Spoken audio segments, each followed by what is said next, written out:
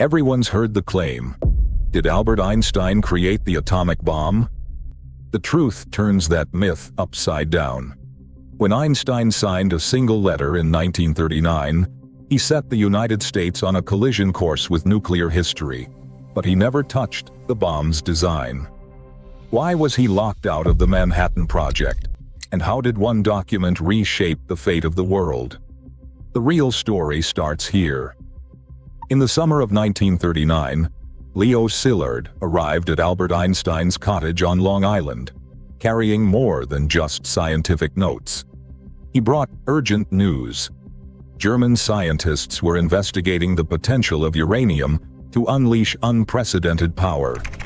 Szilard, a physicist and refugee from Europe, knew the stakes. He explained to Einstein that a chain reaction in uranium could lead to bombs of unimaginable force. Einstein listened carefully, then agreed to lend his name to a warning. Together, they crafted a letter addressed to President Franklin D. Roosevelt. The drafting unfolded over several meetings, first with physicist Eugene Wigner, then with Edward Teller. Einstein dictated in German, Szilard translated and revised, and a final version was typed by a Columbia University stenographer. On August 2, 1939, Einstein signed the letter. The text warned that a nuclear chain reaction in a large mass of uranium could lead to the construction of bombs, and it is conceivable, though much less certain, that extremely powerful bombs of a new type may thus be constructed. Einstein's signature transformed Szilard's warning into a message the White House could not ignore. On October 11, 1939, Alexander Sachs arrived at the White House carrying the signed letter from Einstein and Szilard. Sachs, a trusted economist and advisor, waited 2 days for an audience with President Roosevelt. When the meeting finally took place, Sachs read the letter aloud, then pressed the urgency of its warning. Germany might be racing to build a weapon of unimaginable power. Roosevelt listened, then turned to his aide and said, "Alex, what you are after is to see that the Nazis don't blow us up." Okay. That same day, Roosevelt ordered the creation of the Advisory Committee on Uranium. The committee, chaired by Lyman Briggs, began investigating the possibilities of uranium research and recommended funding for further study. Federal support for atomic research, which had been almost non-existent, now had a direct line from the White House. Einstein's letter had achieved its aim. The U.S. government would not ignore the threat, and official action had begun, without Einstein's further involvement. Army security officials, wary of Albert Einstein's outspoken pacifism and past political activism, denied him clearance to participate in the nation's top-secret atomic bomb program. FBI and Army files from 1940 document concerns about his connections to left-leaning organizations and his public criticism of militarism. As a result, Einstein was kept entirely outside the Manhattan Project. He never set foot in Los Alamos, never saw classified blueprints, and was not consulted by project leaders. His main scientific contribution remained theoretical. The equation E equals mc squared, first published in 1905, which revealed that a small amount of mass could be converted into an enormous amount of energy. This principle explained why nuclear fission could release such destructive force, but it offered no practical instructions for building a weapon. The path from abstract theory to an actual bomb would be charted by other scientists. Working behind locked doors, Einstein was never allowed to enter. Enrico Fermi gathered his team in a squash court beneath the stands of the University of Chicago's football stadium.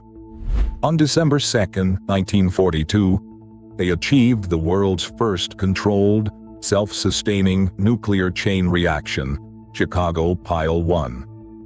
This single event proved that harnessing atomic energy was possible, paving the way for weaponization. At Los Alamos, J. Robert Oppenheimer took charge as scientific director, coordinating hundreds of scientists and engineers in the race to design and assemble the first atomic bombs. Edward Teller, another key figure, pushed the boundaries further, championing research into thermonuclear weapons. These men, Fermi, Oppenheimer, Teller, transformed theoretical physics into physical reality.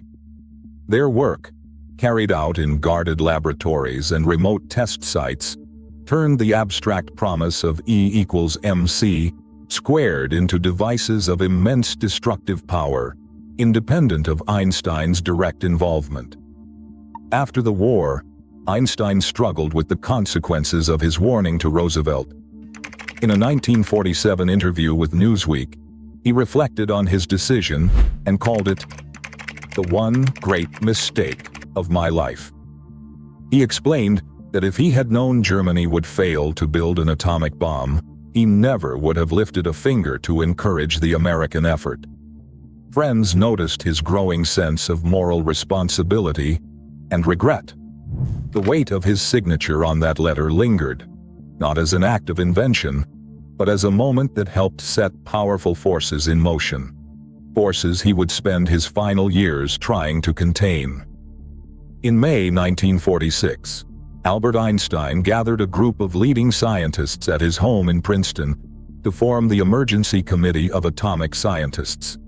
The committee, including Leo Szilard, Harold Urey, and Linus Pauling, set out to alert the public to the dangers of nuclear weapons and the need for international control.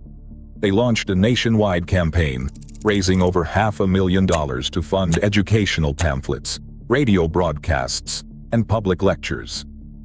Their mission was clear: to ensure that the power unlocked by science would not end in catastrophe, but instead be understood and managed by an informed public. Through these efforts, Einstein turned his private worries into a public call for responsibility. On August 2, 1939, Albert Einstein signed a letter to President Roosevelt that set the United States on a path toward developing atomic weapons. As the evidence shows, Einstein did not work on the Manhattan Project and was denied security clearance. His most direct contribution was lending his name to a warning drafted by Leo Szilard. The technical breakthroughs, the first nuclear chain reaction in 1942, and the construction of the bomb, were accomplished by scientists like Fermi, Oppenheimer, and Teller. Some records about government decisions and wartime security assessments remain classified, leaving aspects of the story incomplete. Yet the facts are clear. Einstein's role was catalytic, not technical. After Hiroshima and Nagasaki, he called his involvement in the letter the one great mistake of his life, and became a leader in advocating for nuclear disarmament. Today, the moral questions raised by these events remain as urgent as ever, reminding us that scientific insight can have far-reaching and unintended consequences.